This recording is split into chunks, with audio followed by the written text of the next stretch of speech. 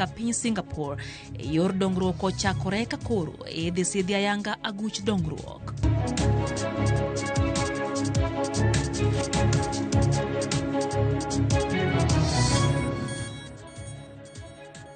Jaloko marwa en Lizo Tieno machiegni nyakorom gajwang' nyinga Lydia Hukeo. Pod en lit ne anyuola mawedegi nyowito ngimagi e masira mar apaya manyotimore gweng' ma Kerenyo e kaunti ma Nyamira. Masira manyo juko matatu kod trailer. Kajafomora Cynthia Onyango leronwa ji mamoko pod yudo thieth e osiptal. Pod en kuyo kod lit ma okwako chuny jodak ma Kerenyo e kaunti ma Nyamira bang' masira mar apaya kelo tho mar ji 8 ma owito ngimagi kanyo bang' trailer kod matatu tuomore rigiri. Anyuola mar jogo mowito ngimagi ochopo e kar kano ringre mar kar thieth ma Nyamira mar rango ringre mag jogi ka chunygi opong' kod lit gi penjo mathoth mar ng'eyo gima okelo masirano. Min Purity Kemunto ma en achiel kuom jogo ma owito ngimagi e masirano makoch lero kaka owito nyare ma yande otimo penj mar klas 12 kendo nyowuok Nairobi ir anyuola mare kodok dalagi mantie Magwagwa. Tulikuwa tunaweka matumaini, tunangojelea shida hata sisi tutafurahia. Alisafiri kwenda Nairobi kusalamia makazini zake. Alikuwa anateremka jana, ilikuwa Jumamosi, kuja kusalamia mama yake nyumbani. Alifika Kerenyo kupanda juu akapata accident. Anyuola machielo bende kuyo kod lito mako chunygi bang' lalo ji 2 ma en miyo kod nyathine masira chielo nogo e kinde mar iknyogi dhi e liel mar watgi moro. Nimepigiwa simu nikaambiwa kuna mama anaitwa Caroline Nyauma, huyo ni my first cousin, husband wake na mtoto wake wamepoteza maisha. Mtoto alikuwa ni mwaka mmoja tuseme. Sasa katika hiyo familia bado tuko na msiba ingine. Kuna kasini yetu alijinyonga kwa njia moja tatanishi sana ambaye ako mochari sahi. Aya, na huyu sasa pia bibi ya binamu yangu huyu naye amefariki na mtoto wake. Kaluwore kod janeno, masirano okelo hinyruok mapek ne jogo mowito ngimagi kendo weyo jogo ma otony kod adhonde maricho. Na kuna msichana atakatwa mguu kabisa. Hii macho ilikuwa amekatwa hivi ni kama ataenda hivi. Hataona, alikuwa ameumia. Wengi kitu tu niliona ni kama internal bleeding ya kichwa kwa sababu alikuwa anatoa papu imechanganyikana na damu kwa mapua. Wengi ni internal bleeding iliwaua kwa sababu waligongwa vibaya sana. Laktar mar kar thieth maduong' ma Nyamira Angela Mogendi olero ni ji 5 kuom joma oresi yudo thieth e yo makare kar thiethno kata obedo ni gin kod hinyruok maricho kama moko 2 to gen chwale kar thieth maduong' ma Moi Eldoret ni thieth moyiedhi kalore kod pek mar adhonde magin go. 5 are currently admitted at our ICU. 2 are in our accident and emergency department. Our doctors really tried very hard to save lives. We really thank them for their effort. As a hospital, we have the capacity to manage the patients, but there are 2 who require neurosurgical intervention. We are referring them for further management. Jodak okwayo joriembo weg nyamburko kod jopiny matiyo kod apaya mondo bed motang' kendo kinde duto ne ni orango chike mag apaya ahinya to kinde ni mag nyasi mag sikuku kendo kwayo sirikal bende mondo ne ni apaya mokethore olosi. Hii kona ni mbaya sana. Ni mbaya kusema kweli kabisa hapa. Ni mbaya imeshachukua watu. Serikali tu yone njia itasaidia hapa tinga ya rani boisa ndio waokoe maisha ya watu. Tafadhali madriver mkuwe makini sana, mjue mnabeba maisha ya watu. Koyango masira makamano e yorongwe yamo, kamanda marobila mar kaunti ma Nyamira Elizabeth Wakuloba owacho ni jariembo mar trela manokelo masirano ringo molal miru kendo gie sani obila manyo ndache. Gavana ma Nyamira Amos Nyaribo korka kore osingo ni odhi chiwo sir ne anyuola duto moyudo masira kendo neno ni giyudo kony madwarore. Cynthia Onyango, Ramogi TV. Ringre jolupo 2 kuom jolupo 3 manyocha otho e masira mar nam e chula Remba e kaunti ma Homa Bay oyudi ka menyo mar ringre jalupo mar 3 to pod dhi nyime. Ka reporter mar Homa Bay Ali Abich lero jolupo 3 go mawuok e dho wath Masindo nyocha owito ngimagi bang' meli moro ma iwacho ni ne owuok e piny Uganda nyocha otuomo yiegi ka gilupo. Jolupo adego kamotingo Wycliffe Ouma majagini Pradek, Freddy Konditi jagini Pradega Chiel, kod Brian Onyango jalupo majagini 20 ne awito ngimagi bang' masira jokogi e nam Lolwe e kinde mana gidhi nyime kod chenro mag lupo otieno mar tich adek. Jolupo go mawuok e dho wath Masindo Mene Kachuru bura ma Suba South ne awito ngimagi yo chula Remba bang' ka meli moro mikoni ne owuok e piny Uganda ne otuomogi kendo baro yie mana gin e iye. Kata kamano nyawadgi machielo to ne otony ma oresi bang' masirano. Familia mag jolupo adego eko osebedo korie dho wath Masindo Mene nyaka ne masira ma kamano timre kendo gipimo kod lit kaka ne jolupo adego eko wito ngimagi. Red awuoyo kode chieng' makato thoeno gona simu asebedo kokwadhi nam ndaloni koro an marach takone ni nyathiwa sani akwayo an mane tie aora koro mana ang' samoro to kona ni kiny eka nadhi nam kiny kawuono ok ang' nadhi nam koro ka in gi gimoro di miya mondo acham kawuono koro penja ni to dala dhi nade takone dala dhi maber to mama kone ni mama nitie mama ngima to yini die mama ngima takone ang'o mi penja ni mama ngima akone na apenja to nyithindwa go to penja nyathine moro adakgo takone ni entie to kona to wuon Victor nitie mane madwa ng'eyo sime mayudo gotieno ni Fred gini meli otuomo tachako ywak kwera ni ng'ama olutore pi ok ywagi nyaka yudgi. Bang' menyo mandala 4 jolupo Masindo Mene oyudo ringre jolupo 2 otieno ma pirigo kawuono kamoting'o ringre Freddy Konditi gi nyawadgi Brian Onyango ka menyo mar ringre Wycliffe Ouma to pod dhi nyime nyaka sani. Asechandora kode kanobiro menyo kotieko klas 12 nobiro meny kata certificate ne nokwamo ni kuhusu mar pesa nikech onge long'o man go ochandora achanda. Akwa serikal ni kanyalo oronwa kaka inyalo manygi mondo yudgi mondo water ringruok dala wadhwa iki to serikal otimnwa mondo oyudnwa yo manyalo konyogi go. Familia go ywak ne sirikand county kaachiel kod sirikal mamalo mondo yie omigi kony kaka ginyalo tero ringregi ko pacho mondo odhi oyikgi ka gikone jolupo mane owito ngimagigo eko ema osebedo ka konyo familia mag-gi. Koro nitiere wuoyi owadgi manopuonjo masani nego bed ni higa manyien odhi e form 3. Koro sani kaka koro nosenendo ni onge ng'ama nyalo dhi kawo ting'o wadgi no makony ma gik mbele. Wan kod kuyo malit, waonge gimoro amora, waonge nyalo, kwayo ukonywa. Tende dho wedhe ma Suba Central kone maseche maketgi manojoko jolupo adego eko osebedo katimore nam Lolwe to onge okang' malong'o ma sirikal kawo ka gidwa ni mondo koro sirikal kochung'ne bad migawo ma ochung'ne wuodhe mag nam Kenya Maritime Authority mondo ket ranyisi kama meli onego bed ni luwe nam Lolwe mar geng'o masira maketgi manojoko jolupo adekgo. Gima lit kabisa ka family weto nyithindgi mobiro manyo kawuono tich malupo ni ok en tich manochak kachon. Tich malupo ni en one way ma ji sani loso go ngimagi puonjo go nyithindegi gedo go ute maber. Ka sirikal oyie ketnwa boche moko manyisowa ni ka kichike to samoro meli nyalo biro matimene matuomi migepe kaka Coast Guard Kenya Maritime onego bed ma gik makoro konywa kane gisewinjo report ni wan gi joma otho e nam ne giwuok oko to gikonywa menye nam. Alia Beach, Ramogi TV, Homa Bay. Jatend piny Kenya William Ruto koni chenro mar gedo mag yore madhi loko picha mar Kenya bedo manyien koro chomo kama chakore ayanga kama go tingo gedo mandara marironi Mau Summit machakore dwe manyien kanyakla kod gedo mar ndach reru ma chopo Kisumu. Kaka Walter Nyambagalero no jatend piny osingo ni kiny sirikal sidho ayanga gulu madhi konyo e tawo dongruok ma pachoka mana motis National Infrastructure Fund. Kinde lama ne obagi kanisa mar AIPC Gatundu North e gwenge ma Kiambu County ka jatend piny William Ruto oketa yanga ni gedo mar apeyni madhi miyo Kenya picha mar kaka piny Singapore chalo.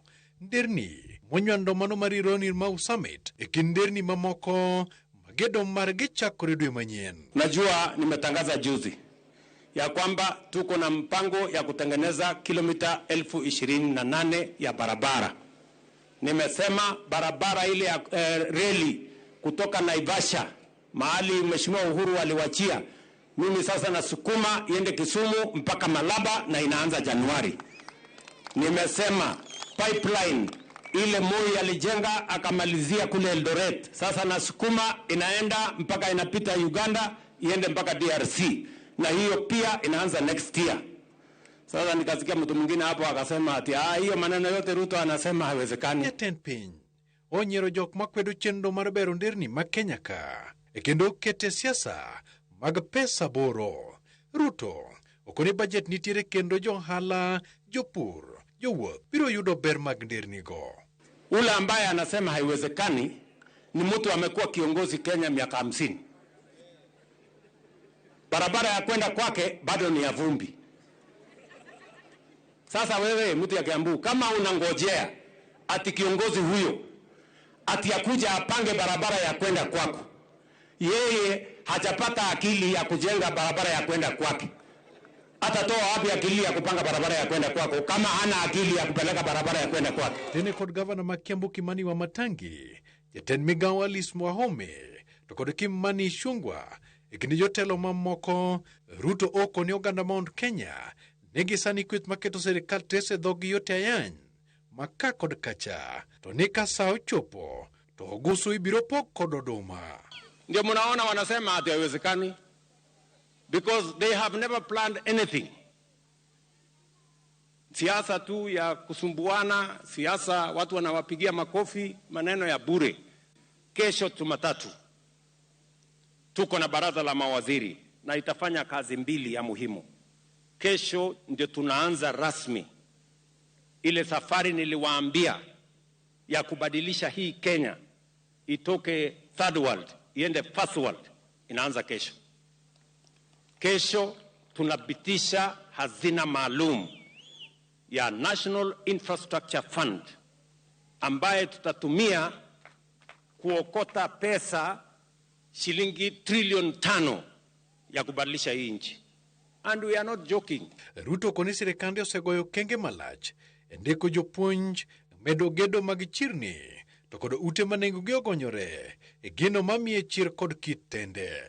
Lakini leo we have hired a record number of teachers. We have reduced the cost of farm inputs. We have built 240,000 houses going on. We have built 400 markets in Kenya. We are building hostels for 180,000 students in Kenya.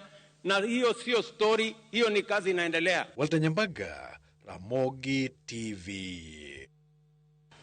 Mago mag somo riwruok mar jopuonj mar Kuppet onyiso luoro e wilaya mar migawo mar somo machano tiyo e keto jopuonjre mag KJSEA e skunde mag sekondar. Migawo mar somo kokalo kuom jagoro Julius Bitok nyolando ni ma e lai magidhi tiyo godo e keto jopuonjre gi e skunde. Paro ma jodito mag Kuppet neno ni nyalo bedo marach ne jopuonjre mawuok e gwenge mangima tekie. Jutho Mondi ntiere kod ler. Jagoro mar migawo mar somo Julius Bitok manyo loso kopsiro Mount Elgon oyango ni gichano tiyo kod lai mawuokie nonro ma osebed ka itiyogo e keto pok mag omenda ne counties, county revenue allocation, e keto jopuonjre mag KJSEA e skunde mag sekondar. Ma Bitok koni dhi neno ni jopuonjre duto keti e skunde yo mayanga ma ok mibadhi obedo.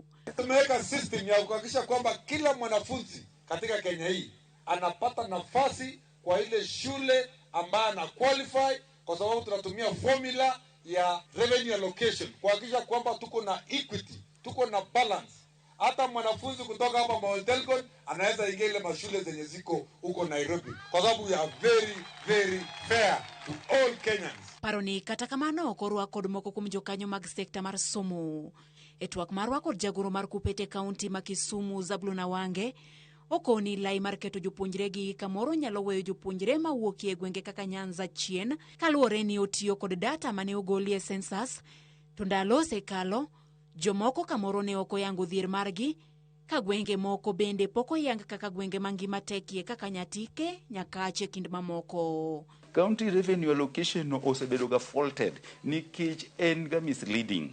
poko timne review for a long. Parameters magitiyogo in the population, gitiyogi the level of poverty, gi other things. Wang'eyo ni seche manitimo census kuonde moko noko tim census malongo.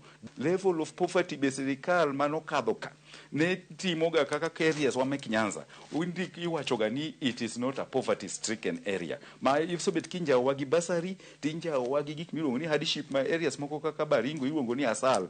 Iwinjo to wabe wan gima na asal no tituono wakoni ko tigi CSRA ma sirikal wacho ni CSRA no kara jowa mang'eny moa Nyanza kata Lake region dhi koso nafas national schools. Awange bende koni ochopo kinde makoro nyaka migawo mar somo manj jopuonjre mahawa 200,000 ma ripode limo bora noyango ni ok yudre skunde nyaka ne chak lai mar CBC kokoni kata mana ma owinjo donje sekondar mamalo bende nyaka luw maneni giduto gidhi nyime kod somo. The percentage dropout rate sani is high. Nyithindo 150,000 mano chako timo class adek. That was the first recognizable education exam mano team under the CBE. Ong'ini ogionge released majok manyotimo penj mag grade 9. Sirikal ma serious kata migawo masomo ma serious onego penjre ni nyithindo gi odhi kure. We cannot afford this wastage. As a country, we must go back nikech wanyalo produce nyithindo mang'eny ma are not learned, and it will be an illiterate generation madhi bedo worse than what has happened with Gen Z. Nikech ka Gen Z ema ne riek to koso tich to osenjawo sirikal. Koro nyithindo mono drop class 6 to drop class 9 sani. Koko endelea to gidhi njawo sirikal to gidhi njawo pinyni. Jopuonjre gi mag KJSEA owinjo chak ketie skunde mag sekondar wuok tich mar tarik 15 nyaka tarik 23 dweni kendo kapok ochopo Christmas giduto biro yudo ka giseng'eyo skunde ma owinjo giriwrego. Judith Omondi, Ramogi TV. Kamachielo ni migawo mar thieth e kaunti ma Homa Bay oyango ni ji 5 oseyudi gi tuo mar mpox chakre dwe mokalo. Mane jatuo mokwongo noyudi gi tuo e kaunti no. Jatenda migawo mar thieth e sirikand kaunti no Grace Osewe wacho ni kuom jochiko ma osepim bang' chich kodgi ni ginyalo bedo gi tuo mar mpox, 5 kuomgi oseyudi gi tuo ma kamano. Okoni kuom ji 5 go jotuo 2 ne osechango kendo ma odok pacho ka jotuo 2 to pod yudo thieth e osiptal maduong' ma Homa Bay. Tarik 19 ne wayudo jatuo manobiro referral ka nobedo referred koa Makongeni. Ne ng'at mane oa wuoth Kisii to ne opime tarik 21 ne wayudo duoko koa National Laboratories Nairobi ni en gi mpox. Koa kanyo kendo ne wachako pimo ng'ato tarik 24 bo yudi ni nitie gi mpox. Koro ka osechopo sani wasepimo ji 9 mane waparo ni nigi mpox. Mago eko oseyud ni 5 nigo, 4 ok nigo. Koro ji 4 gi 2 osechango mosegol, 2 pod ni osiptal ka to 1 to nolal nokoduogo. Koro wawacho ni jopiny ni sani endi kaka koro ji wuotho mang'eny, ji bire jwa rusa. Wada ni mondo gibed ka gitang' ni ka ging'iyo ka ng'ato nigi guonyo ma opogre kata ka en gi liet mang'eny fever kata ka ng'ato nigi wich bar mang'eny to mondo opime. Onyalo biro e osiptal, onyalo kata dhi nyarerwa to kele e osiptal. Dakika na 19 nyakoro mgajwang' bang' saa achiel midhiambo chendo enda tilero kamano kuom edukete Ramogi TV. Peter Magwar wacho ni entie Kisumu Nyahera. Gimomako dhoge en ajali mamedre kinde mag nyasi mar Christmas. Wacho ni Nyasaye mondo mi okonywa. Newton Honjes wacho ni entiere kod wuodh Singapore. Wacho ni chakore kiny. Wacho ni koro wasomnu e gik mane Singapore notimo kaka jofwambo mondo mi oganda obed gi ng'eyo ka gige pinje mantie lai manyime. Bena yeye kantie Kisumu wacho ni kiny orito lek mar Kenya donjo e piny mag namba 1 kaka piny mar Singapore kaka jatend piny osingo no keto wang'e. Beano ote kanyo mar injinia Ganda kawuok Koweru otiyo mos ahinya kuom jogo moito ngimagi apaya to kod nam mokwa Nyasaye mondo mi otelnegi kendo Megimana kwe kinene bende koro giwago jogegi magi hero. Eno bende ote kanyo mara Holwal Nyakwar Obuogo kawuok Ulanda wacho ni gin gi nergi William Oduor Obogo min gi Unisa oko gi mor gi Ratil wuod Gunga to wacho kacha ni entiere sa kwa wendo gima lich ne en ni ndalo nyasi tho dwa bede mang'eny ahinya mabende koro chando chuny oganda Nyakorom Gajwang'. Ajos Joseph nitiere kodwa kanti gashie wayo mati Nyakorom Gajwang' chenro enda tilmed oro ote magi wadwo kod mathoth kikidhi mabor.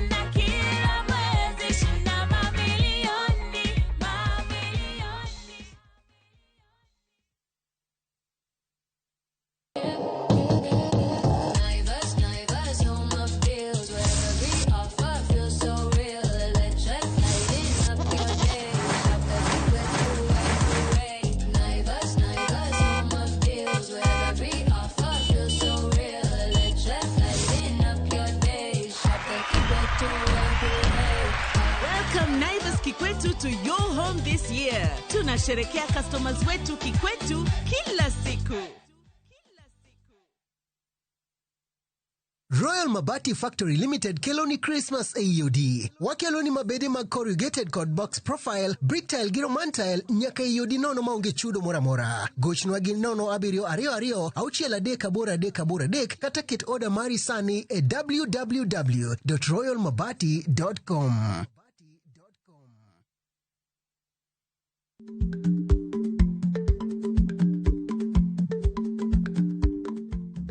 Icha gweno to ichao gwang'. Matiende ni, kapok ing'ado bura ewi wach moro amora, kuong inon ng'ama rach.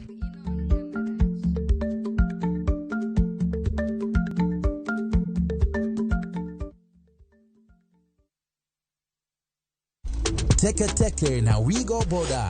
Chanua Jam, Fika on time at the lowest charges in town. Wear helmet and ride in style. Ni safi, ni safe, na ni easy kwa mfuko yako. Wigo, your trusted ride. Download the app now. Ama SMS Wigo to 20425. Ndio ufike right on time. Wigo, your trusted ride.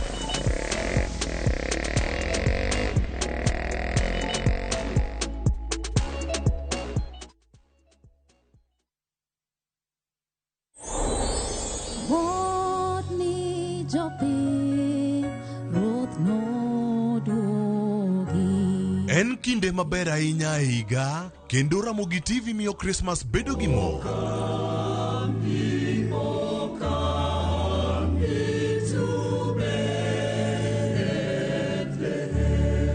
Weruru kanyachiel kendo beduru mamor.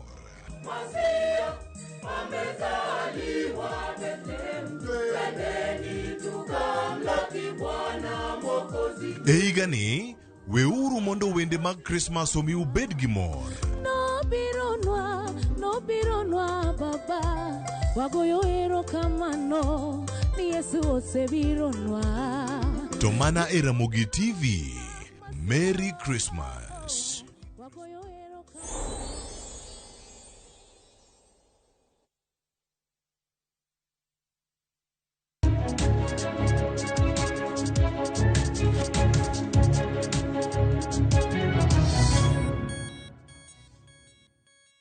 Machiegni kero Nyakorom Gajwang' chenro enda tilo adhi mbele gi weche manyien aduok nyaka kaunti ma Homa Bay kama moko kuom jodolo e kaunti ma Homa Bay onyiso josiasa e counties ma Kaluo mondo mi owuo gi duol achiel kendo githegre gi weche moko manyalo kelo pogruok e piny Luo bang' tho mar Ogai Raila Amolo Odinga. Jodolo ma kanisa mar Universal Church of God wacho ni pogruok moko ma osebedo kanene kind jotelo mopogore opogore e counties ma Kaluo ok ni kare kendo nyalo miyo oganda Luo barore ka gidwa ni josiasa omakre kanyakla mana kaka ne Odinga oweyo piny Luo komakore. Notane kod Apostle Nelson Omondi Juma jodolo go koni siasa mar manyo mbi kata kingpin mar piny Luo sani ok onego bedie.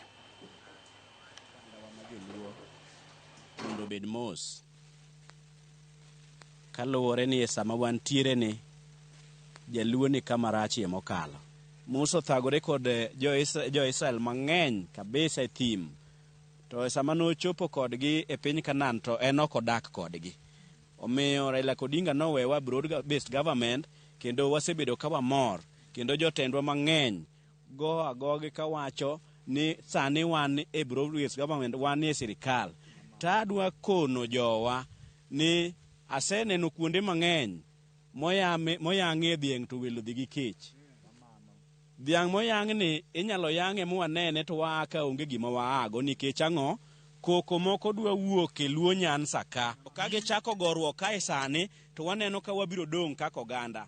Anda dwa nyiso joluo ni chal ni nitiere divide and rule mosedonje iwa ka. Onge ng'ama oseikore manyalo rwako wuoche Raila gi sani. Onge ber ma jonyuol neno kuom nyithindgi. Nyathi dhi timo tim marach kong'iewe gi pesa moro matin. To dhi onego ng'ato, nyithindo tho kaka nobet nyithindwa kendo nonegi e siasa manyoro maneni kasipol. Tachien jogi duogo bet kanyakla kendo giwinjore. Kendo gichiemo e tawa achiel sani. To nyithi wegi to wito oko kendo negi.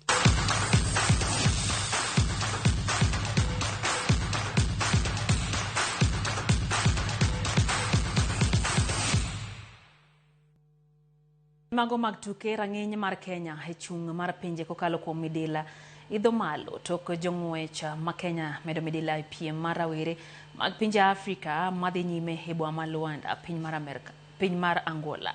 Wesley Kiplagat noloyo midila mar silver e ng'we mag mita 3,000 tok ringo kuom dakika mar 8 nyeri 3.14. Jang'wech mawuok e piny mar Eritrea Alexandra Ruzon noloyo midila mar gold. Kenya bende noyudo midila e ng'we mag mita 800 gi mita 1,500.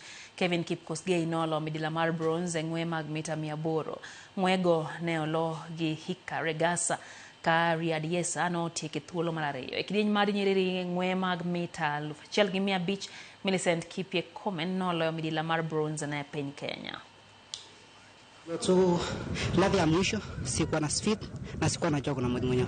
Next race I'm sure ndawin. Race haikuwa mbaya. Nilijaribu sana juu sikuwa nimeenda speed walk, nilikuwa na injury. But I thank God. Nashukuru Mungu kwa kuwa ameniwezesha nimefikia nimepata medal. Race haikuwa mbaya. Ni mara yangu ya kwanza nikimbia 800 meters. Na nimejaribu na nataka niende nitafute speed kidogo. Ilikuwa na endurance lakini sijatafuta speed nzuri. Tim Kenya jotugo matindo matugo tuke mag chess mabende nobedo joloch e tuke mag pinje Afrika noyudo rwak makende e lap ndeke ma JKA Nairobi e kinde mane gimolo ka giwuok e boma ma Harare piny mar Zimbabwe. Kenya notieko thuolo mokwongo e kind pinje 16 manoyudo tukegi. Kenya noyudo midila 10, 4 mag goldi, 2 mag silver gi 4 mag bronze. Kenya nokawo goldi e kidieny ma jotugo ma hikgi ni piny mar 16, nyiri ma hikgi ni piny mar 14, kidieny ma manyuanda mar jotugo ma hikgi ni piny mar 10 kaachiel gi nyithindo ma nyiri ma hikgi ni piny mar 10. Kenya ondiko historia e tukegi to kawo loch kuom thuolo mokwongo kochakre higa 1976. First position with 8 out of 9. I thank God for that opportunity to be there and the win, because I had a lot of fun. The competition was tough, met my Kenyans, learned a few lessons from the game, and I'm so grateful for that chance. It's easy to look at this and think it's something that has just happened, but this is the result of 6 years of consistent hard work by some very talented children. And I must say that a lot of credit goes to the federation itself, because chess is one of the best run federations in the country, and we've had a lot of support from the ministry. So it shows you that, with the work we've been doing, the training, holiday training, even the training that we did before the team went, so it's paid off. So, and we are so happy for our boys and girls for giving us such a great performance and such pride to our country.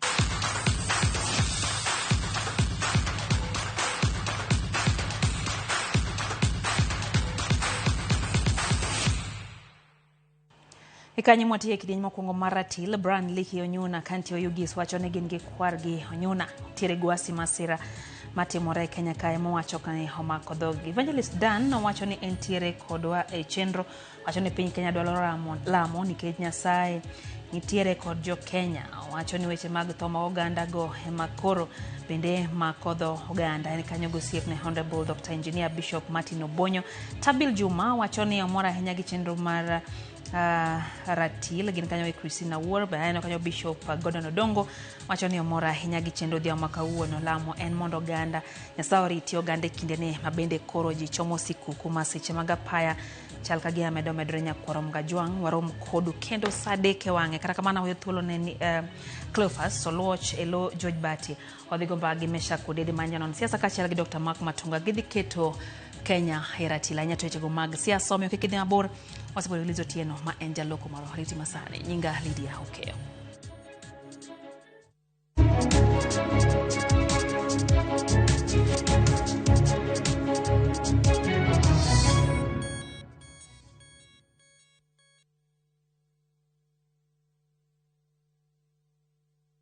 Are you a Kenya government civil servant na uko na emergency?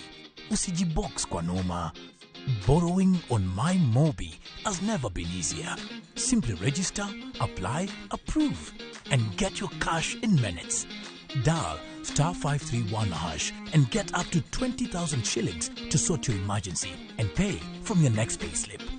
No paperwork, no drama. Ni wewe tu na simu yako. With MyMobi, now you're in control.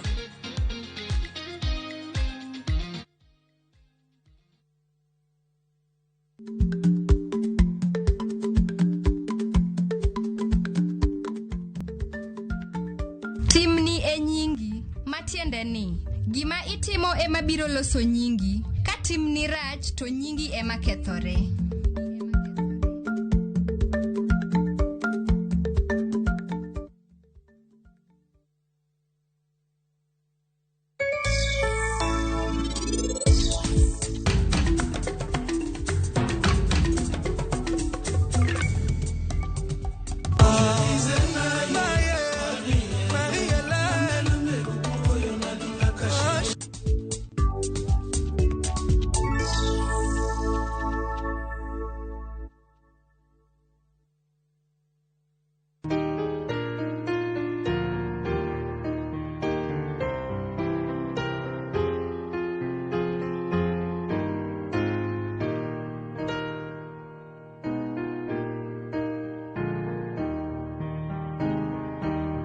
Dial *811*899# to get Trust and Obey as your skiza tune.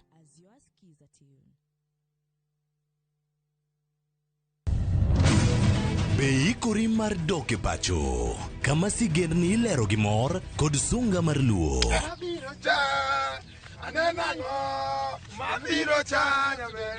Chakre weche hera mamulo chuny, anyuola, timbe machon, nyaka sigendni madongo mag kit anyuolawa mapakowa. Magi ok gin mana sinema, magi gin sigendni magwa. Ka oko mana chikni emomiyo koro sani wabedo kaka familia kar nyamerwa Dhok ma wawacho, koko mag nyierowa, kit luo kod sigendniwa nenore ayanga.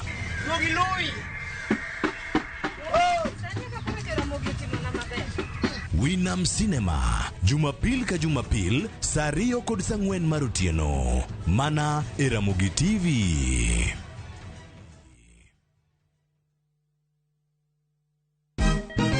Siku njema huonekana asubuhi. Kabisa Anwari amangana gao. Seti him. Chamige. We museo. Kenya nzima tunasema jambo Kenya. Wax tiki taka. Twende sana my people. Hapa ndo nyumbani kwa muziki wa Afrika Mashariki na malezi ya vipaji. Sasa tuko tayari ku drive on. Mibibi na mijize. Leteni porojo sasa. Kwa habari za kuaminika kutoka kila pembe ya nchi. Are you ready? Leo kati ya Ingwe na Gor Serikali. Hapa ndio home. Wawa. Radio Citizen. Radio number 1. Radio number 1. Ringreni wuoyo, to be ichiko iti, en aonda, rem mora mora. En ranyisi ni ringreni wuoyo kodi. E penj laktar, walero weche ma ringreni temo nyisi, ka wakelo ni paro mag jomolony. To wacho ni mondo mibed gi rageng' maber nyaka bed ni chiemo makare, nikech askeche gi iloso kuom chiemo makare michamo. Paro manyalo reso ngimani. Kochopo kar food allergy kae, to kinga ma del ma ng'ato chako gore gi chiemo mochamo. Kod weche mag thieth mayudore achiel kachiel kuom joma olony. Nyalo bedo ni ng'ato nigi ratil man malo. Koro konyono to choke cartilage ka toyore konyono nikech ratil mare man malo. Mano nyalo miyo bende ng'ato nyalo yudo arthritis no. E penj laktar gi Ruth Otieno, wuok tich nyaka tich abich saa 12 odhiambo, mana e Ramogi TV.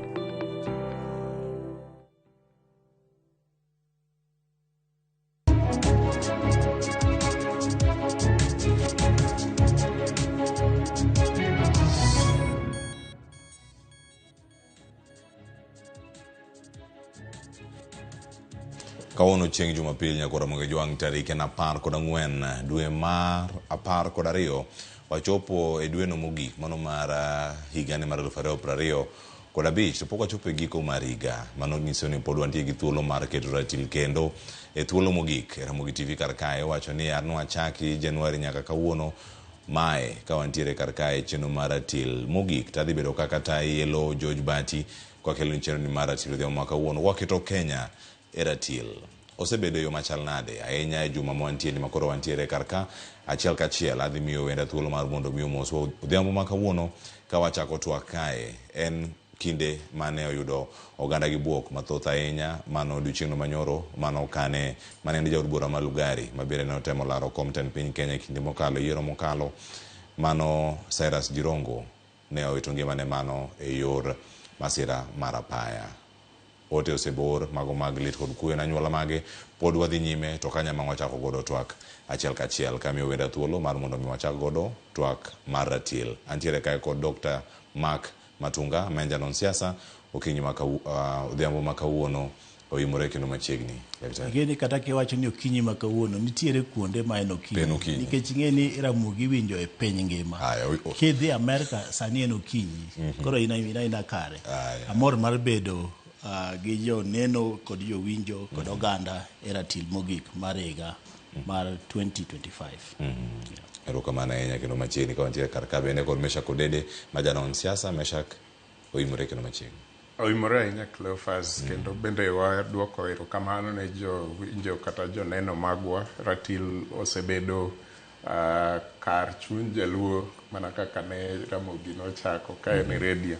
Asewinjo ka kuonde ma wawuothe ng'eny ji nikech wabet e wang' jowi mopogore opogore but Mark nyalo confirm ni ng'eny ji biro nyisi ni anenie Ramogi. Nyiso ni piny luo neno Ramogi makoro yombo kata mana nyaminu machielo mane bathe kani. Piny luo pek e Ramogi. Wadwa ni mondo wakwanyi kwa Ramogi ni waketi aketa kanyo. Wamed neno Ramogi. Erokamano ahinya biro go erokamano wase dhialo Ramogi TV kuom thuolo mar higni 4 mago mosekalo kendo osebedo kodwa kachiel kachiel mana ka wantiere kar ka Meshak Odede achako kodi kar kae rapar mari ne Cyrus Jirongo ma odiochieng'no manyoro. Erokamano Cleophas. Aneno ka jotelo mopogore opogore nyaka jatend piny Kenya migosi William Ruto ne oparo Jirongo to ji mang'eny oseparo Jirongo e weche mag siasa to gi weche mag osiep ma personal. Nitiere mana gimoro achiel kende manochanda to kapok wawacho mano we waduok ne familia ne condolences mekwa kendo wakwanegi mondo Nyasaye oritgi ka gipango ko achiel kuomgi kendo mane gihero jahera margi ma en Cyrus. Ano kasebedo gi personal contact gi mosewewa Cyrus Jirongo but asesomo mang'eny kuom Cyrus Jirongo kendo aseneno mang'eny ma ji wacho. Concern manyo an go ma nyaketo kata mbui mara wacho ni mang'eny kuom paro ma ji nigo kuom Cyrus en wach mar election ma 1992 kendo ji mang'eny wacho kuom not mar 500 mane ochak nyinge mar Jirongo kane gipogo. Gima an go gi concern maduong' en ni ok ji par Jirongo kata jok ma samoro ne tindo kaka wan in 1992 ma samoro ne ok ong'eyo gik mang'eny ahinya mane dhi nyime. Pok awinjo ka ng'ato owuoyo in details about Jirongo the Kenyan leader, about Jirongo e parliament kata decisions moko ma Jirongo no make a parliament mochwalo dongruok mar Kenya mbele, kata decisions moko mano make ka en minister mokonyo this country sudo mbele e yo mowinjore. Ok awinj ka ji wuoye mano, kata contemporaries meke osiepene kata jok mane gin go telo e kinde achiel wuoyo mana kuom wach mar note mar 500, wuoyo mana kuom wach mar YK92, giwuoyo mana kuom to kawinj ng'ama wuoyo nwa kaka joma tindo mane onge manyalo medo wageno niya to who was the Cyrus Jirongo no, the leader, a member of parliament, motions bila mage samoro mano support kata mano tere parliament moloko kit ngima jo Kenya to gi gik makamago mano pok awinjo. Wadwa miyo gi challenge joma dongo mane nitie, miwa ura bilano nikech mage kuonde mwayude puonjruok kaka joma tindo. To gima ng'eyo ni notimore ni wach nodno to okelo tabu nyaka kawuono nikech election ma 1992 no ema no introduce yiero mar pesa, siasa mar pesa e Kenya malong'o. Kiwinjo joma obedo matindo kata joma dongo kago mbaka, tibro winjo ka giwacho niya tinde parliament nigi every Tom, Dick and Harry.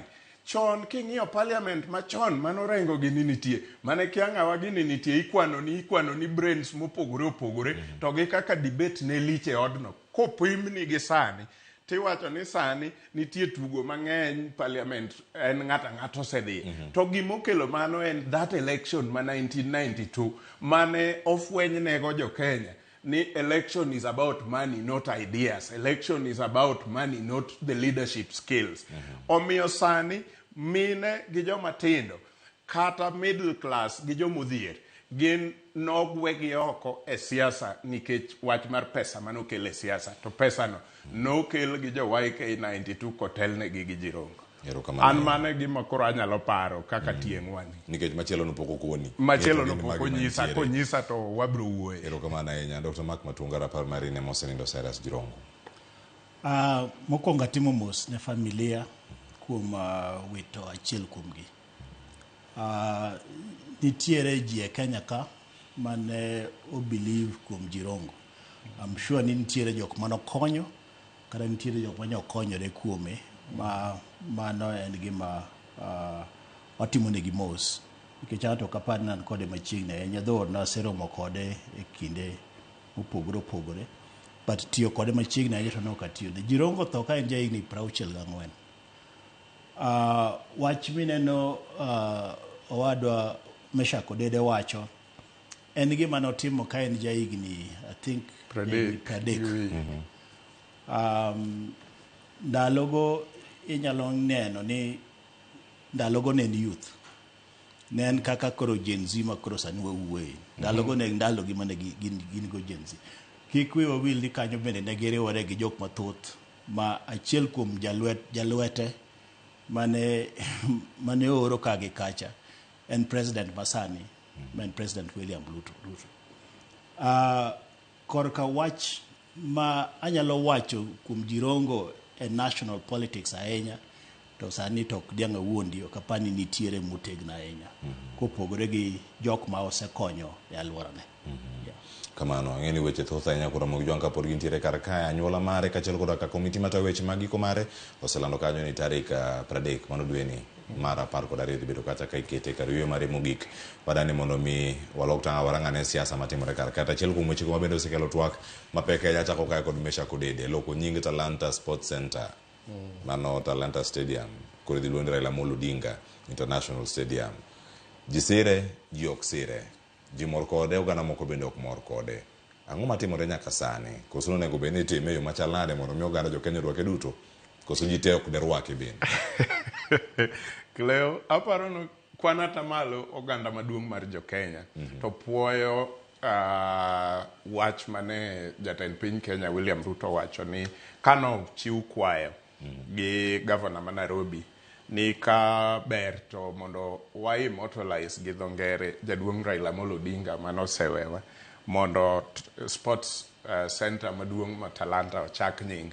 To komoro jomoko to jogo ok ang'e nang'o momiyo ok gimor nikech kwang'iyo mbui kacha to ng'enyne kendo kwan atamalo mar joma ok mor ma kata ok onyiso ni gimor ahinya gi decision gin ogandana mawuok e mlima mamalo.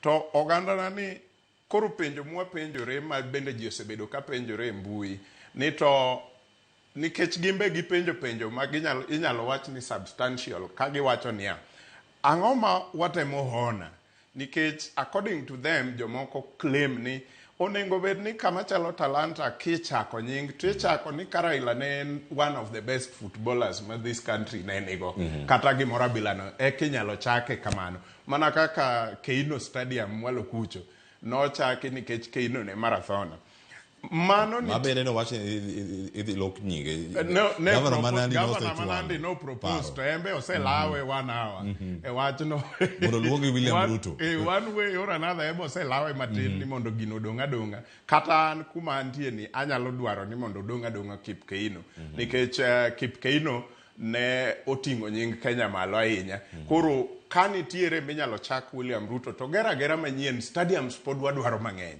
to golo nying Kip Keino kiketo nying jatend piny Kenya William Ruto bro nenore achaya kuom Kip Keino ma bende en one of our legends koro kian to mana ndi anyalo dwaro ni odong Kip Keino lakini many machielo minyalo ger kata gidwaro ka jonandi bende dwaniya gi support kata gi immortalize jaduong' Ker William Ruto to Matalanta ber gi Raila Odinga kabisa nikech Raila Odinga nyo ken ja sir weche mag tuke e piny Nyanza kende Raila Odinga nyo siro weche mag tuke e Kenya ngima kanitie achiel kuom jotelo in our time mosebedo kasiro football in this country moloyo ng'ata en Raila Amolo Odinga kata mana kinde mane inyalo paro mak kinde mane ng'ato kaka Mariga manyo kaka ne dhi England gini it took Raila Odinga gini kaka ng'at manigi gombo mar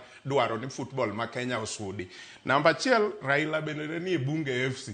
Namba 2 Raila osebedo patron mar Gor Mahia, the largest team in this country e kinde nete nyaka nyo nindo ma osebedo ko support to oko support Gor kende osebedo ko support kata FC kata timbe mamoko omiyo kanitiere one of the leaders ma Kenya osebedo go mosechung motegno e weche mag football kata mana wuok the support chiwo moral support sama tuke tugore kata obedo Harambee Stars en Raila Odinga. So jok manyo ngur manyalo bedo gi ngur ni ang'o mano dhi loka ang'o kata ang'o mi keto Raila gini okwane tabu to kama koro ne wabedo go gi penjo en seche ma wachako joma moko jotelo mamoko kaka koro Mama Lucy nigi hospital Mwaloka chieng' no tang'o momiyo wiwa no will conveniently ok wapenjo kama Mama Lucy was the best doctor emomiyo nochake hospital no ang'o miyo penjo no une wiwa will go wabiro mana penjo sani ka Raila emochak stadium to koro wapenjo ka bin Raila was the best footballer kosang'o mwatemo te wacho ka ne bunge FC bende ugocho kuchila yako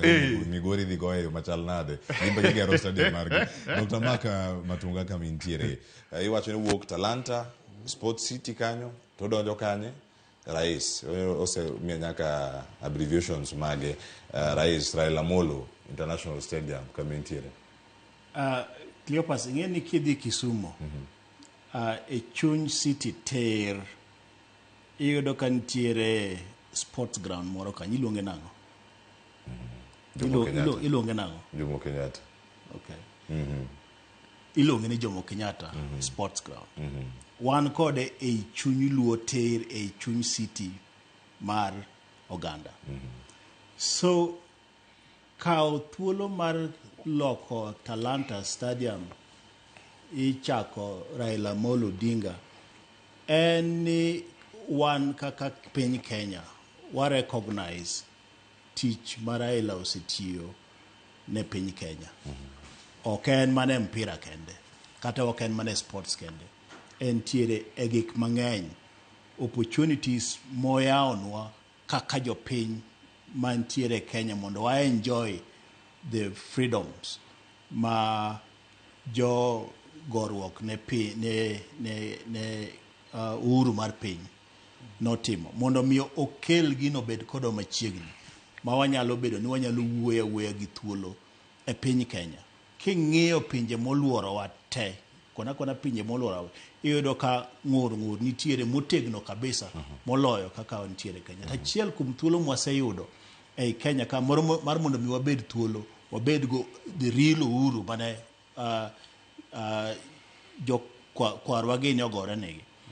Ma e thuolo ma koro wanyalo bedo go mondo mi wagone Raila erokamano. King'iyo chuny city ma Nairobi ka, ibo yudo ka ot maduong' mochung' ei city kanyo iluongo ni Kenyatta International Conference Center. Kidhi paw ndege, bas koro kiweyo mano, donja koro e sikunde ma Kenya ka, iyudo manie Moi, manie macha. To bende thoth jogo ne ok thothgi ma wasechako nyinge mamokogo ne ok ochopo level ma kata Raila osechope kodwa kuom higni 50 gi wiye mosebet kogore ne piny Kenya kata ogore ne ng'ato ka ng'ato. Atieko kawacho ni en hawi maber, kendo an awuon kendo thoth ji duoko ne President Ruto erokamano kuom yie kwayo mar mondo mi olok Talanta Stadium obed Raila Amolo Odinga International Stadium. Bende kik ukete nying mabor ahinya, ung'ade obed nying machiek maber ma bende nyalo kelo yot e pinje mamoko kaka koro iluonge. Koro ing'eni kiketo nying mabor ahinya to nyalo chapo jok mamoko mondo mi oluonge. To parie ni mane stadium maduong'ie moloyo ei Kenya ka, to kendo abro weye ni region ma wantiere ni. En luor maduong' kabisa mapani wamiyo jaduong' Raila Amolo Odinga kuom gorruok mosegore kod lweny moseketo mondo mi wabed gi thuolo maber e Kenya ka ma wan bende wanyalo enjoy. Kamano bende nyakoro mo jomana ka ma daktari bende owe kar kanyo kido thuolo, wacho ni paro mathoth pod nitiere, mano mar iwacho ni loko, iwacho ni airport ne kama ji te doje to wuok to stadium kata diere kanyo opogore kama gintiere kanyo Kisumu International Stadium, iwacho ni bende olok nyinge koso kete kama chalade ma welo madonjo to wuok nyaka yud thuolo mar nene. En paro ma kodonjo pod dhi sero donge daktari pod anire wechego an kang'iyo ok owinjo bed ni waloko aloka gigi, but ng'i maber ni to ng'ama loko nyingni ere kaka wadwaro kete mondo mi wapare nyaka chieng' makata jok makoro nyalo bet ni ne onge kaka iwinjo Meshak wacho ni en noko neno gik mane jirongo timo mana nditugo mana nditugo. To mano bro kelo historia maber ma king'eni sani bende technology ber ka kabisa. Sani ki idhi kata mana AI meti type ni what are Kenyans saying about the renaming of Talanta Stadium, kid rwako mano sani ibro yudo ka already AI nigi duoko no. Kendo anda se rwako gino mose duoko nyaka kaka gino nosetimo manyiso ni nyithindo mabiro bang'e nolokre. To Kisumu ok owinjo walok gigo te wang'e mana jok ma otegno mosekonyowa. Erokamano nyakoro mujang kendo sanyo wadano walok tangane warangane weche mamoko bende matimore siasa e kinde ma pod warange kamesha kod ida chakwo kodi kar kae. Winyo Odinga olere ni wuonwa to nosenindo to wuon gi machielo pod ntiere kar kae ma otelo ne duond bura mano mar ODM mano Oburu Oginga. Daktari, nyaka sani onge pogruok moro amora mantiere ODM ma depo ni liekore ni nitiere factions moko kata kweth ariyo i ODM kata kweth mathoth magi depo ni wuok kure ka jogo mane chama wacho ni oyo wan to wan kare. Janeno ka jatelo ma bende en mjumbe mar Yala Winnie Odinga ni Nyeri en Kirinyaga. I mean kowacho ni aparo ni macha nyo penje gi achiel kuom jofwambo manyoni kacha ka wacho ni nenore ni chal kagima chama mar ODM kata duond bura mar ODM nigi pogruok kata nigi kidienje mopogore opogore e paro e weche mopogore opogore. Achiel kuom gik ma onego waket very straight Cleophas en ni kama ng'ato ka Raila Amolo Odinga owuoke, it is expected, en gima nyaka ne timre ni ogai mang'ongo kaka Raila kowuok oweu e chama, nyaka paro moko gwenyre matin e kinde moa wuoke no. Makata ka ji biro bet gi paro, onge tiende deny seche te ni gik moko sawa, gik moko ok nyal bedo sawa. Ma timore kata mane pacho, ka wan kaka kuro wan kachu adekni, kane wan gi wuonwa to wewa abruptly kaka Raila nowuok cha. Nyaka wabede gi paro moko mopogore kaka handle gik mopogore opogore dala ka. Omiyo ok ane ka en gima unique kakoro sama entie ema be pod paro nyalo pogore, nikech kata sama nyo Raila ngima nitiere jok manyo nigi paro mopogore opogore. En mana ni nyo en ogayo koni gi koni, to ji bila Sifuna gini nyo nigi pachgi mopogore opogore ka ywayo kogike paro mar broad based kata kogike paro machielo. So ok ane gima unique ka, omiyo onge tiende siko ka wadinai kata kaka jotelo ni mondo nere maber. Ka ji opogore paro e weche moko, it is normal, en gima kawaida, kata e ot ji pogore paro, kata owete pogore paro. Omiyo ok ane tiende joteldwa osik ka wacho ni ok ginya pogore, wanya pogore, to pogruokno ok nyal nyumo wa e mach. En mana ni kwa pogore gi make paro, to wawacho ni an ma ema paro to in mane mi paro, to ere kaka wasudo mbele. So sudo mbele mar ODM to is guaranteed. ODM bro sudo mbele, kendo ODM bro bet motegno. To sani nyaka ji bed gi paro ka gi kacha mopogore opogore. Erokamano ahinya Mechako Dede. Dr. Mark Matunga, nitie pogruok marach gi maber matimore ODM dipo ni en mani? Cleopas, ng'eni une jofwambo gi keyo, une muero propaganda. Propaganda. Odwoko digo. Chaki dwoko kamae kendo. Kata mbaka makuri kelo ni. Ingeni kaki penjo no. Ineno Kenya ka. Kaki penjo no miya nyisi ni une muero propaganda. Propaganda to onge. En adieri emimano. Mana kaki penje, ingeni penje ni pogruok nitiere. To mana kaka Meshak nowacho, pogruok nitiere paro. Mana to ji kik wuondre. Pogruok nitiere paro, nikech kata mana Winnie makore wacho ni nyodhi Nyeri owacho gima owacho no, to kanyo cha en Mombasa to wacho gima opogore, to kanyo en e liel dalagi, kanyo yiko Beryl, ni neno ka okwalo gimoro kanyo matin, ni mama mondo gini ne achudhi microphone ni mondo asieme osiep na moro ka ofwaya. Owacho ni babu Owino timang'o? Ofwa. Koro ji nigi paro mopogore opogore e seche ma bende ji wuoyo, kata mana jo siasa gi bende wacho weche mopogore opogore. To mano ok oulo ni ODM koro osekethore, anto koro sani antiere ka UDA koni, ambe ang'iyo gi mana gangoch tiang'. But gima timore madiera en ni thuolo masani, mana kaka Mama Aida Benyo owacho, ni ng'ama nitiere kom sani kiny onyalo bedo maonge, to ng'ama nitiere kom sani en Oburu Odinga. Koro mane party leader mar ODM. To paro to ng'ato ka ng'ato mantiere ODM nitiere gi paro mopogore. Kata mane UDA ka wan gi paro mopogore opogore, ng'ato nigi pache, to pod wantiere. To king'iyo Kenya mangima dong wan gi Kenya achiel. Wan gi piny achiel miluongo ni Kenya.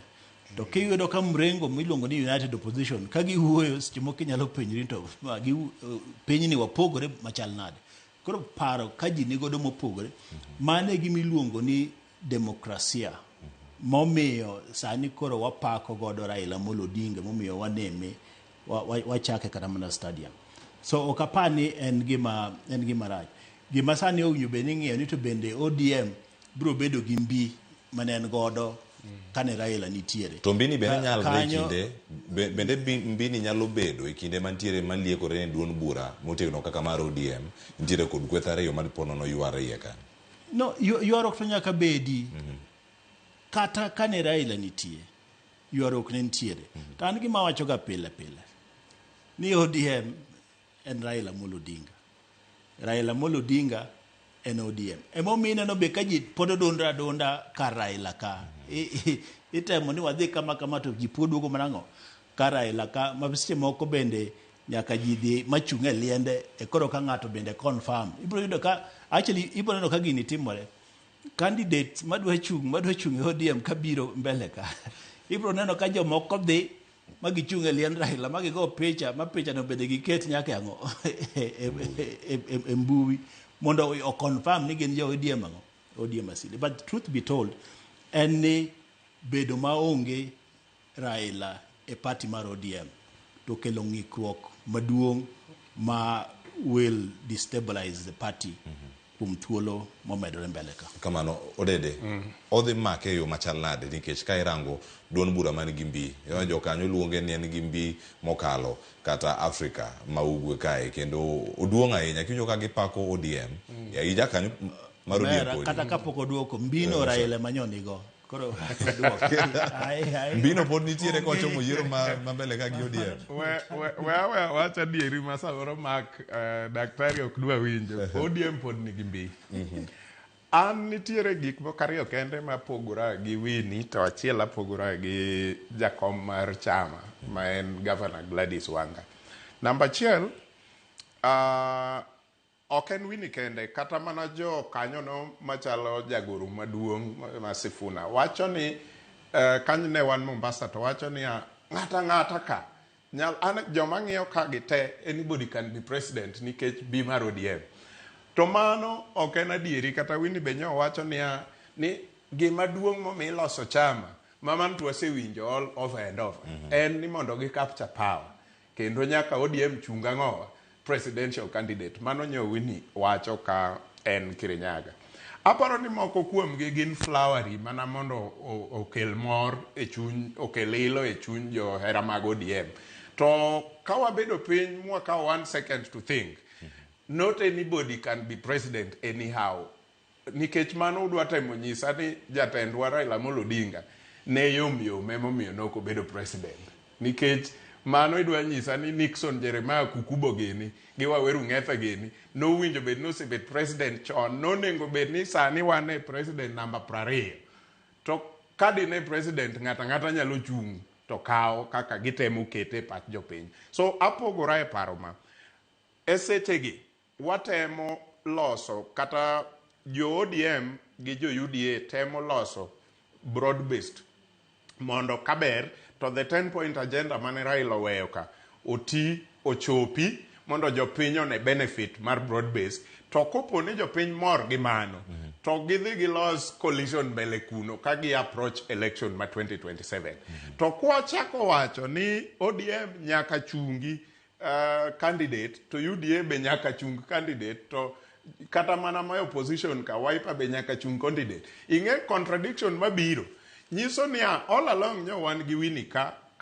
jakom Raila Amolo Odinga loso coalition ma Wiper supporte DAPK supporte gi chama mamoko kata Ford Kenya chien e election ma chien kuno dipono dwa temo wacho ni kinde no jo parties gote ne wigi owil ni gimo mi loso chama en manyo presidency manyo power kopo ni owacho kamano to mano chalo gimi belittle parties ma bende no sebedo ka support jakom kawa wuok e tuo tu ne washa ourselves kaka the country into a coalition onge chama chiel mano yud presidency ma okoloso coalition emomiyo kata sani William Ruto en president to podo manyo coalition nikech ok nyalo yude kendi as a party.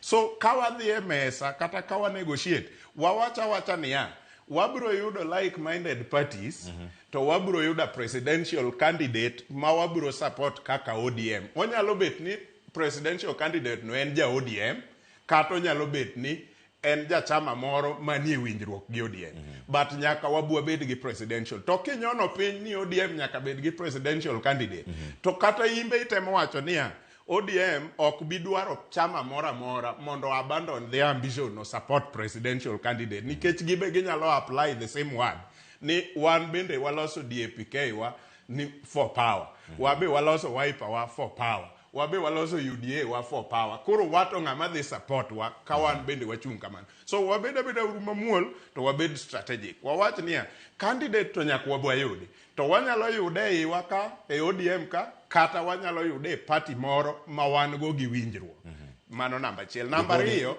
atieka kanyo. Namba ariyo, jakomwa ma en Gladys Wanga bende wuoyo maber, en gi paro maber, kendo en gi agenda maber. But okete marach nikech sami wacho niya, ni walosuru chamo bed motegno mar dhi negotiate.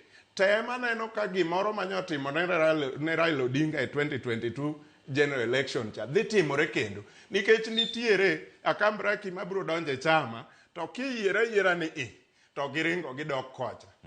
To koro kata negotiation mane wacho ni wadhi wadonj nikech Wanga ne wacho ni kabet wadhi wadonj gi jo od bura mang'eny. Ma kata ka koro wa defend kom machalo kom Mbadi Ng'ongo ni, to wan gi geno ni inyalo miwago kendo nikech wadonjo gi jo od bura mang'eny. Mana dieri. Lakini kidhi gi paro mar negotiation no kende, to what about Akambraki ma bende wan go ma kitieko yier ni to giwuok gidhi kocha mok gidwa ng'eyo. Donge ne wan kodgi kata 2022 general election, to kendo pod gi ne ODM kata sani. Idhi yier ni to gigo ng'wech gidhi kun. E kinde magirego no, Dr. Mark Degi moda medi wie kan. An gi advice ma very simple kendo straightforward. Achako gi 2032. 32 oganda wadwaro mondo gibed e telo. To ma ok en mana prediction. Wabro yudo telo. Mark ni chal ni nigi candidate. Kendo wabro bedo president 2032. To mana koa elwet President William Ruto. Kuro duoge 27 ka. 27 ka Jakom nyose wacho ni candidate wa and President William Ruto. Mano bende candidate mar ODM. Weche magi mungo ka ni wadhi manyo candidate machielo. Onge candidate machielo ma ODM dhi manyo ang' nogole kanye kopo ni Nyasaye pod oketo Ruto ni pod ngima 2027. Ma ODM onge kod nyalo sani mar golo kata ng'ato kata jalo. Wawe wuondo jopiny. Wawe wuondo jopiny. Ang'eyo ni weche mag siasa moko waketo chalo kanisa. Wayalo hope. Ni watimang'o wadhi e polo. Mano is okay. To kwa ae hope kanyo. Wayalo geno. Koro wae geno kanyo. Obeda practical ka. Ginene obeda adiera. Adiera maduka. Adiera ni eni wadhi support President William Ruto ene candidate marwa 2027. Makadi po nini tiere ja ODM man gi paro ni gidhi manyo Gachagua kata gidhi manyo Kalonzo, mano to giwe kiko it jopiny. Kanyo mane kuma chomo kata bed ni wawuondre machal nade. Koro kanyo e kuma ji chomo. Gimachielo bende kikwatim kik waket ne William Ruto ultimatum. Nikech nitiere gik mathoth mosetimo no moko ketonwa ultimatum. Up to including gik makado sani kata otimo ne Raila Odinga. To en bende ung'eyo gimomiyo otimo gik motimo. Koro kik waket ne ultimatum ni wabiro negotiate kodi kata nyaka timnwa ma nyaka timnwa ma. Ang' niket ne ultimatum nade. En mana winjruok. Siasa ka en mana en kisera. Koro wawe go korwa ni ultimatum ni ODM pod duong' yani north of Sahara, kani east of kani Limpopo. Mago waahe. Wabedi ni wasero wach mbele ka ni to wadhi nade. Nikech kiweyo weche mag Limpopo ginigo gi Sahara ginigo. President Ruto no semiyo lemo. Wan en mana ni kisera. Era ka wanyalo timo ne kisera. Yo ma timo godo kisera en ni wamiyo mbulu. Nyore isetimo no mage kapok wamiyo mbulu. Koro sani wamiyo mbulu. Mondi med timo no mo. To achiel kuom gima wang'iyo mbele ka kitieko tamni to wambe gini koro timang'o odoge kone kanye kuma dhi yude konyruok.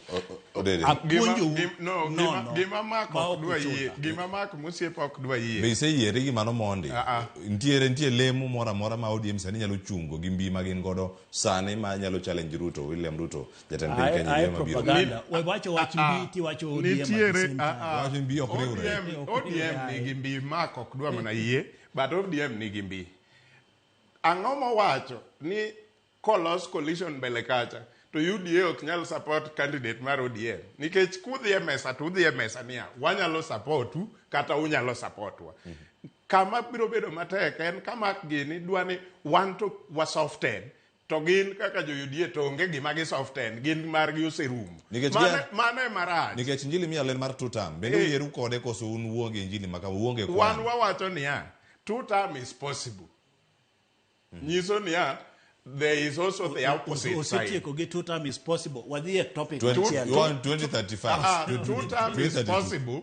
To mano ok nyis ni onge the impossibility. Impossibility nitie en ni jomoko nono ema yale ok wan for now. Adongi thuolo ma dakika achiel mar mondo watim twang'. To wan e dala doho. Ng'ato nigi min gi odgi. Mak gini ok nyal wacho ni wan ok wanyal yalo injili mar minwa. Ni ODM ok wachi. Iwacho mana ni two-term. ODM e minwa, UDA e meru. Koro ka warume tie baba. To ng'ato ka ng'ato wacho mana korgi. To bende kutiyo ng'ato dhi tugo tie dhorgi kama gintiere kacha. Manyiso ni koro wuonwa en achiel, en Ruto. For now. Koro wadhi mbele gi man kik wakiki jopiny. Wuondruok ni wamondo wae. Dr. Mark, mana kama ntiere ka. To bende no wuondruok moro mantiere kin kae nikech watieko jatend piny Kenya mar William Ruto kod jatend piny Amerika Donald Trump keto winjruok e weche gi mag thieth kato sani iwinjo ni ero. Omenda maromo kacha bilion 205. Mano bilion mantiere kar kacha. Sani koro chunge nikech wach modhi e doho.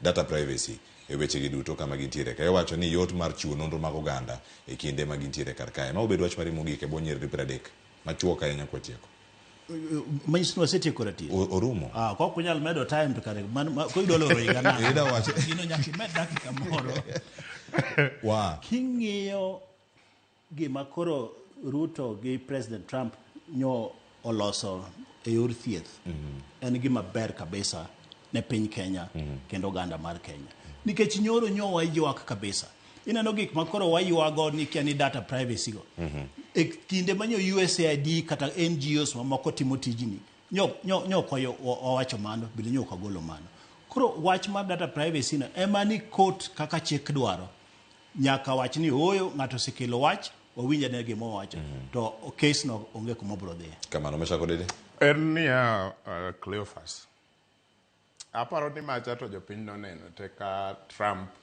gi Marco Rubio wacho niya gin ging'iyo kaka sirikal mar United States of America to giwacho niya onge tiende mondo ka gidwa konyo Kenya to gikwong giket pesa through NGOs koka NGOs obio chako kony sirikal gineno ni giket pesa directly ne sirikal mondo konyruogno odhi mapiyo nikech pesa ma anawuok e NGO pesa ma bende luoro e lwedo kata deka 4 gimiluongo ni admin cost bende ng'ado pesa no ma kowuok milion 1 to by the time mochopo tiyo ne jopiny odong' 700,000 to you can actually tell ni admin cost okawo 300,000 iwacho ni en gino ma irwako kod paro mopogore opogore mantiere Meshako Dede agoniro kamano nya janon siasa manono godo dhiambo makawuono kaachiel koda ka Dr. Mark Matunga mane makelo e giko mar Chile thuolo mar higa Merry Christmas and Happy New Year akani wachana ng'o gidelu hawi maber mano mar sikuku mar Christmas higa manyien kamano nyakwara mojwa mane makelo e giko nyinga Cleophas Oluoch jakisumu kana kwara mukeo nyaka sango elo George Bati Daddy Cool mane tayo cheno mar Atila higa ne chakre nyaka sani man kora tieko na tieka watudre kedo kod higa manyien ka wadhi nyime kod cheno makamagi mag Ramogi TV kinywa radi e rupiny kod bakoromo mane Ramogi TV karka oriti masani